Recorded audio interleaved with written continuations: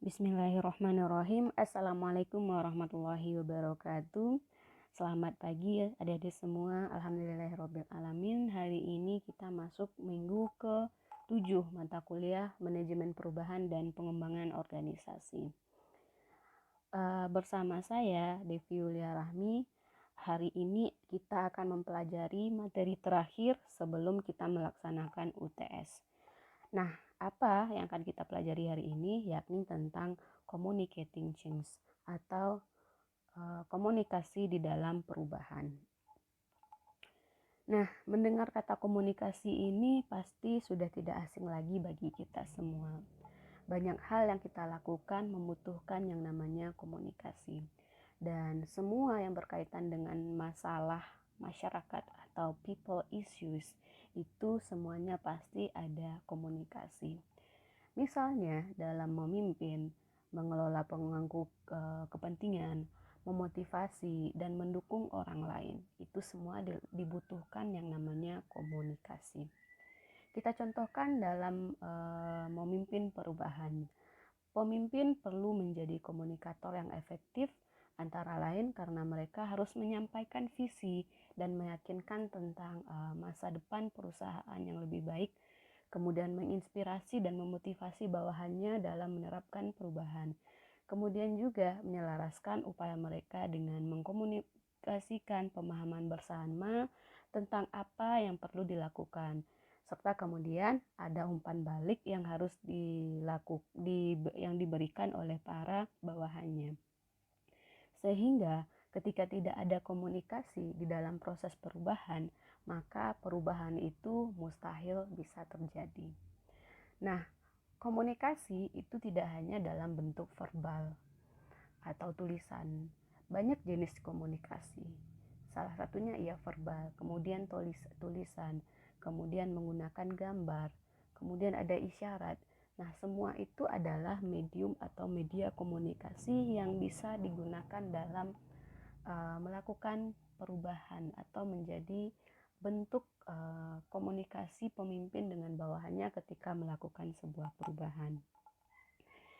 Maka pada hari ini kita akan fokus membahas yang pertama itu adalah kebutuhan kita dalam strategi komunikasi pada saat melakukan perubahan. Kemudian yang kedua adalah ada beberapa fitur dalam komunikasi, dalam jaringan komunikasi itu yakni ada directionality, ada peran, role, ada konten, kemudian ada channel. Channel adalah saluran. Kemudian kita merumuskan apa saja strategi dalam berkomunikasi. Selanjutnya yang terakhir nanti adalah bagaimana terbentuknya efektivitas dalam melakukan komunikasi.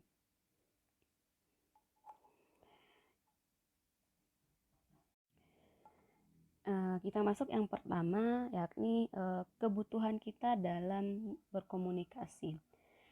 Kemudian dalam buku yang ditulis oleh Hayes, dia mengatakan bahwa ada pengembangan atau langkah-langkah dalam melakukan proses komunikasi di dalam perubahan.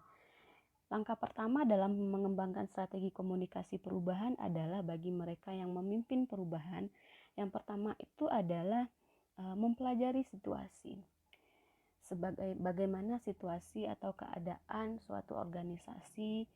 Kemudian ketika sudah dipelajari, baru nanti masuk kepada mengidentifikasi isu-isu utama. Apa sih yang menjadi masalah atau isu? Nah, kemudian baru nanti merumuskan serangkaian tujuan komunikasi yang akan mengatasinya. Jadi, hal ini sama dengan proses perubahan kita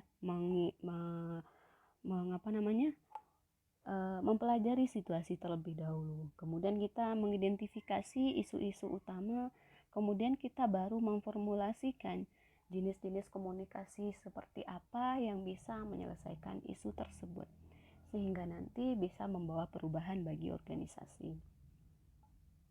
Sekarang kita masuk ke bagian kedua, learning objective kita hari ini tentang fitur di dalam komunikasi perubahan.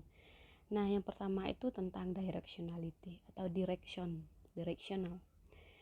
yang mana dalam prosesnya direction ini sering dihadapkan dengan bentuk arahan dari atas ke bawah atau top down proses, yang mana mereka yang bertanggung jawab untuk mengelola perubahan memberitahukan orang lain yang lebih di bawah posisinya di dalam organisasi tentang perlunya sebuah perubahan. Kemudian apa yang terjadi dan apa yang diperlukan dari mereka. Nah, itu adalah bentuk top down proses. Individu atau misalkan di sini adalah change agent, bisa jadi di situ adalah manajer, kemudian menginformasikan bawahannya tentang sebuah perubahan. Nah, itu adalah proses top down proses di dalam directionality pada manajemen, pada komunikasi perubahan. Kemudian ada pendapat lain dari Allens 2017 bahwa memang organisasi itu kadang terkendala atau mengalami kesulitan ketika melakukan proses komunikasi yang top down. Kenapa? Karena organisasi tidak mampu mengatasi ketidakpastian dari karyawan mereka selama perubahan terjadi, karena ya tadi pola komunikasi mereka itu dari atas ke bawah, sehingga apa saja yang berada dalam lingkup bawahan mereka itu tidak tersampaikan kepada atasan berkaitan dengan perubahan tersebut. Maka kemudian Allens 2007 ini memberikan sebuah pendapat bahwa penting juga yang namanya proses komunikasi bawah ke atas atau down to up, sehingga bentuk perubahan itu bisa sejalan dengan pemahaman dari individu yang berada di level bawah, kemudian juga sejalan dengan pemikiran dari top manajemennya atau change agentnya. Jadi bagaimana sih directionality yang sangat efektif itu ketika dalam melakukan proses perubahan? Yang pastinya adalah komunikasi dua arah. Atasan atau bagian atas bisa menyampaikan informasi, kemudian bawahan yang menerima informasi tersebut memberikan feedback kepada atasan, atau selain memberikan feedback bisa juga bawahan ini memberikan gambaran atau pandangan mereka terkait suatu perubahan. Nah, hal ini juga sejalan dengan proses komunikasi yang umum terjadi, di mana ada penyampai pesan, kemudian ada proses di sana, proses melalui media apa bentuk komunikasi itu, sehingga nanti komunikasi sampai kepada penerima pesan. Nah, si penerima pesan ini kemudian memberikan feedback terhadap si pemberi pesan gitu. Jadi pola ini harus dipertahankan dalam membentuk atau menjalankan perubahan yang diinginkan oleh organisasi. Kemudian yang kedua, kita berbicara mengenai role atau peran. Nah, dalam komunikasi perubahan pastinya itu juga dipengaruhi oleh peran yang ditempati oleh anggota organisasi. Kemudian sifat hubungan antar peran itu penting. Misalnya peran sebagai seorang yang mengkomunikasikan perubahan dengan orang yang menerima perubahan, hubungan kedua orang ini sangat penting untuk terlaksananya bentuk perubahan yang sejalan dengan tujuan organisasi. Nah, menurut Hayes dalam bukunya ada 4 peran yang ditempati oleh masing-masing individu dalam proses perubahan, atau individu yang ada dalam perubahan ini memiliki peran-peran tertentu. Yang pertama itu adalah isolating. Nah, kemudian yang kedua disebut dengan boundary spanning. Kemudian yang ketiga disebut gatekeeper, dan yang keempat disebut dengan playmakers. Mari kita lihat maknanya satu persatu. Mengenai isolated atau isolating, ini adalah seseorang penjual yang bertanggung jawab terhadap keseluruhan informasi atau atas remote ya. Dia bersifat mengkontrol. Jadi kan ada remote, kemudian dia mencoba mengontrol apapun yang berada di dalam organisasi. Atau dia adalah seorang yang berada pada titik tertentu yang mana posisinya itu sangat penting. itu adalah isolatis. Kemudian yang kedua ada boundary spanning, peran boundary spanning. Orang yang boundary spanning ini adalah orang yang berada dalam penjualan, kalau misalkan dikaitkan dengan penjualannya. Kemudian mereka yang berhubungan langsung dengan lingkungan ya, di luar organisasi yang lebih luas. Kalau dalam proses penjualan berarti mereka adalah orang yang menghubungkan antara organisasi dengan pelanggan. Itu adalah boundary spanner. Ada beberapa bentuk peran. Kemudian yang ketiga itu disebut dengan gatekeeper atau penjaga gawang. Nah, gatekeeper ini adalah mereka yang berada pada posisi untuk menafsirkan dan menyaring informasi sebelum mengirimkannya kepada orang lain. Intinya di dalam organisasi itu ada beberapa banyak gatekeeper. Ketika ada informasi yang masuk ke dalam satu individu, kemudian dia berusaha menyaring informasi tersebut, kemudian baru nanti menyebarkan informasi-informasi tersebut kepada orang lain, disebut dengan gatekeeper. Kemudian yang terakhir adalah playmakers. Nah, apa itu playmakers? Playmakers ini adalah mereka yang memiliki pendapat bahwa sesuatu, bahwa mereka itu juga termotivasi untuk mencari opini yang dekat dengan realitas lingkungan operasi dan menyebarkan kepada yang berada di dalam posisinya. Intinya adalah playmakers ini adalah individu yang termotivasi untuk melakukan sebuah perubahan,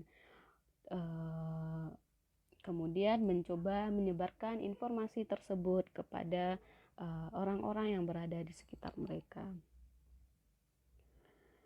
Nah, berbicara mengenai konten ini adalah bentuk atau pesan atau apa yang akan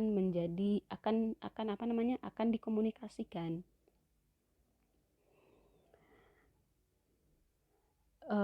Biasanya konten ini berfokus kepada apa yang akan dirubah oleh organisasi. Nanti konten-konten ini yang akan disebarluaskan, kemudian akan mendapatkan feedback dari bawahan yang akan menerima atau menjalankan proses perubahan. Selanjutnya yang terakhir itu adalah channels.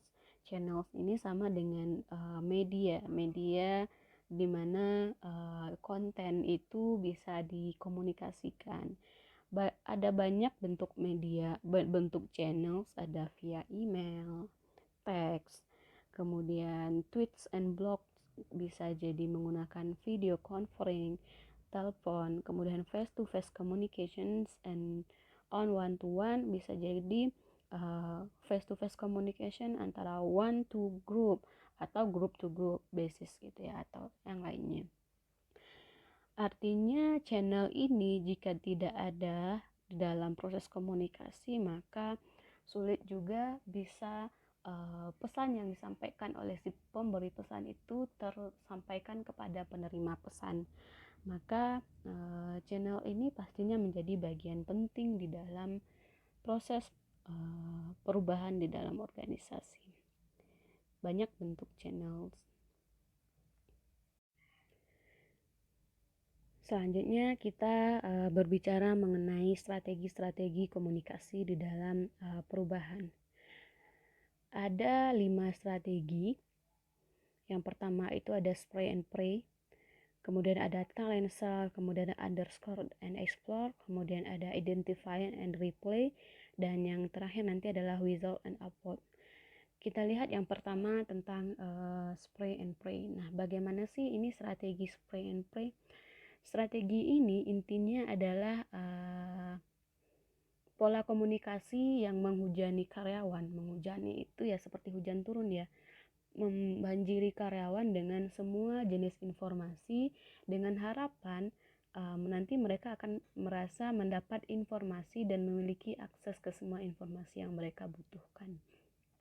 Jadi memberikan semua informasi tentang semua hal kepada karyawan. Nah, hal ini didasari pada asumsi bahwa kalau misalkan informasi tersebut lebih banyak diterima oleh karyawan, maka komunikasi juga akan lebih baik, sehingga kemudian nanti akan berkontribusi pada peningkatan pengambilan keputusan. Nah, ini adalah dasar kenapa spray and pray ini digunakan juga di dalam beberapa organisasi dalam pola atau strategi komunikasi mereka.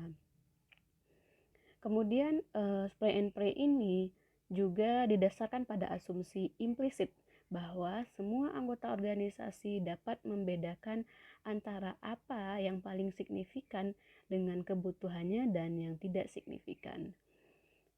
Artinya nanti walaupun informasi yang diberikan kepada mereka, mereka bisa memilah atau memilih informasi-informasi mana yang paling signifikan untuk mereka dan mana yang tidak signifikan. Tugas perusahaan adalah memberikan informasi sebanyak-banyaknya. Proses penyaringan informasi ya nanti itu adalah tugas dari karyawan itu sendiri atau kepekaan dari karyawan itu sendiri. Tapi dalam praktiknya strategi ini ketika diterapkan hanya beberapa karyawan yang dapat memperhatikan informasi terkait dengan agenda pribadi mereka. Ya mereka menjadi bingung ketika informasi tersebut banyak, mereka malah jadi bingung karena kan mana sih sebenarnya informasi yang cocok untuk permasalahan mereka karena terlalu banyak informasi, dan mereka malah kewalahan dengan informasi yang terlalu banyak tersebut. Nah, artinya strategi komunikasi ini tidak sesuai dengan apa yang diharapkan oleh organisasi. Organisasi beranggapan bahwa ketika dihujani dengan banyak informasi, maka individu tersebut bisa memutuskan sendiri mana yang paling signifikan. Tapi pada prakteknya malah individu kewalahan dengan banyaknya informasi sehingga sulit untuk mengidentifikasi informasi-informasi saja yang sebenarnya mereka butuhkan untuk menyelesaikan masalah mereka. Kemudian yang kedua disebut dengan tell and solve. Nah, tell and solve ini yakni mengkomunikasikan serangkaian pesan yang lebih terbatas dari mereka yakini dan mengatasi masalah inti terkait dengan perubahan yang diusulkan. Nah, berbeda dengan spray and pray tadi, bahwa tell and solve ini ya informasi yang diberikan kepada organisasi atau dari organisasi kepada yang membutuhkan komunikasi atau informasi itu terbatas, tidak semua pesan yang disampaikan. Kemudian bagaimana prosesnya ini? Yang pertama, mereka memberitahu karyawan tentang mereka ini adalah organisasi. Mereka memberitahu karyawan tentang masalah-masalah utama, kemudian memberikan semacam kebijaksanaan dan pendekatan bagi karyawan untuk mengelolanya. Kemudian manajer perubahan yang mengadopsi strategi semacam ini kadang juga sering menghabiskan waktu merencanakan bentuk-bentuk komunikasi, seperti bentuk-bentuk informasi seperti apa yang diberikan kepada karyawan mereka. Jadi mereka banyak mikir tentang itu, jadi bingung sendiri juga si siapanya itu, si organisasinya malah bingung. Mereka hanya berfokus kepada informasi-informasi apa sih yang harus kita berikan. Nah, pemikiran mereka terjebak kepada pemikiran tersebut. Nah, kemudian ketika disampaikan kepada karyawan, itu informasi tersebut kadang juga feedback yang diberikan oleh karyawan tersebut kepada atasannya juga sering diabaikan. Karena kenapa? Karena organisasi menganggap bahwa mereka adalah orang yang paling banyak memiliki informasi. Nah, karena itu jadi ya tidak dianggap saja pendapat para bawahannya gitu.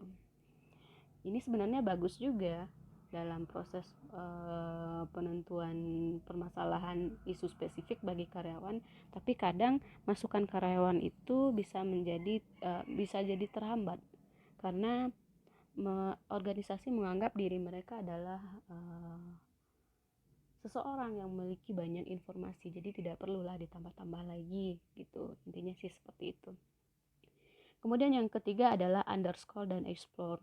Nah, underscore explore ini yakni sebuah pendekatan yang melibatkan pemusatan perhatian pada serangkaian masalah mendasar yang terkait dengan perubahan, tetapi Manajer perubahan memberi orang lain untuk berpikir kreatif terhadap informasi yang mereka dan mengeksplorasi informasi dan yang mereka terima. Nah, ini agak lebih baik dibandingkan tell and share, bahwa informasi yang diberikan kepada mereka adalah informasi-informasi yang fokus kepada sebuah isu yang mendasar. Kemudian diberikan juga kebebasan bagi karyawan untuk berpikir kreatif, mengeksplorasi informasi tersebut sehingga nanti muncullah solusi-solusi inovatif terhadap perubahan yang akan dilakukan. Ini agak lebih baik ya dibanding dengan tell and show. Kemudian yang keempat, kita berbicara tentang identify and replay. Nah, strategi ini memang agak berbeda dengan 3 strategi yang pertama, karena fokus utama dari strategi ini adalah adanya kepedulian anggota organisasi. Artinya organisasi di sini lebih banyak mendengarkan, kemudian mengidentifikasi, kemudian menanggapi masalah-masalah yang disampaikan oleh anggota bawahannya. Kalau yang tadi underscore, yang nomor 3 ya, underscore and explore, tetap saja organisasi memberikan informasi yang sesuai dengan masalah mereka, kemudian individu boleh melakukan memberikan feedback. Tapi kalau ini identify and replay, mereka fokusnya adalah kepada kepedulian anggota organisasi. Jadi informasi-informasi penting itu berada pada bawahannya kemudian menyampaikan kepada atasan, kemudian atasan mencoba untuk mengidentifikasi, kemudian menanggapi masalah-masalah tersebut gitu. Kemudian yang terakhir adalah withhold and uphold. Nah, apa itu withhold dan uphold? Ini melibatkan pemotongan informasi sampai pada batas tertentu. Jadi kalau misalkan informasi yang diberikan itu terlalu privasi dan tidak memang harus untuk karyawan, maka itu tidak dilakukan penyebaran informasi. Tapi ketika informasi tersebut bermanfaat bagi kemaslahatan organisasi dan juga karyawan, maka informasi tersebut disebarluaskan. Seperti itu. Oke, selanjutnya bahasan terakhir pada materi kita hari ini tentang auditing the effectiveness of the communication strategy. Bagaimana bentuk strategi komunikasi yang efektif itu dijalankan. Ada Hergy dan Touris tahun 2000 merekomendasikan beberapa aturan dalam proses komunikasi. Yang pertama itu adalah who is communicating with whom. Jadi siapa yang berkomunikasi dengan siapa. Jadi diidentifikasi siapa sih yang berkomunikasi, dengan siapa dia berkomunikasi. Kemudian yang kedua adalah what issue are they talking about. Masalah seperti apa yang sedang mereka bicarakan. Identifikasi juga masalah mereka. Kemudian which issues receive most attention and arouse most actions. Masalah mana yang paling banyak mendapatkan perhatian dan masalah mana yang akan membangkitkan actions itu semacam kecemasan. Jadi masalah mana yang paling urgent untuk segera diselesaikan. Kemudian yang keempat itu adalah do people receive all information that required. Apakah semua orang menerima informasi yang mereka butuhkan? Kemudian do people understand and use the information that receive. Kemudian apakah orang lain mengerti? Apakah orang mengerti dan menggunakan informasi yang mereka terima? Kemudian yang kelima itu adalah do people trust and have confidence in the information that receive. Artinya adalah apakah orang percaya pada informasi yang mereka terima. Kemudian from what source do people prefer to get their information. Dari sumber apa dan dari sumber seperti apa atau dari media seperti apa orang tersebut lebih suka terhadap informasi tersebut. Kemudian yang terakhir nanti adalah which channel are most effective. Kemudian channel mana yang paling efektif dijalankan oleh organisasi dalam memberikan informasi kepada orang-orang yang membutuhkan informasi. Nah, pertanyaan-pertanyaan ini harus dijawab dalam proses auditing informasi. Auditing itu artinya apa? Ya, auditing itu melihat seberapa besar keefektivitasan komunikasi yang dilakukan di dalam organisasi. Jadi pola berpikirnya atau pola pengukurannya atau juga indikatornya bergantung kepada pertanyaan-pertanyaan ini. Mulai dari nomor 1 ya sampai dengan nomor 7. Jadi ketika semua hal ini sudah dipenuhi, maka organisasi artinya bisa menjalankan strategi komunikasi yang sangat efektif. Tapi kalau ada poin salah satu, dua, atau satu poin dari 7 indikator ini tidak terpenuhi, maka pola komunikasi di dalam organisasi itu belum terlalu efektif. Oke, alhamdulillahirrabbilalamin, sampai pada pembahasan terakhir materi kita hari ini. Jika ada pertanyaan atau ada pemahaman yang masih belum sampai kepada adik-adik, silakan bertanya di forum diskusi. Untuk hari ini saya sudahi, wabillahi taufik wal hidayah. Assalamualaikum warahmatullahi wabarakatuh.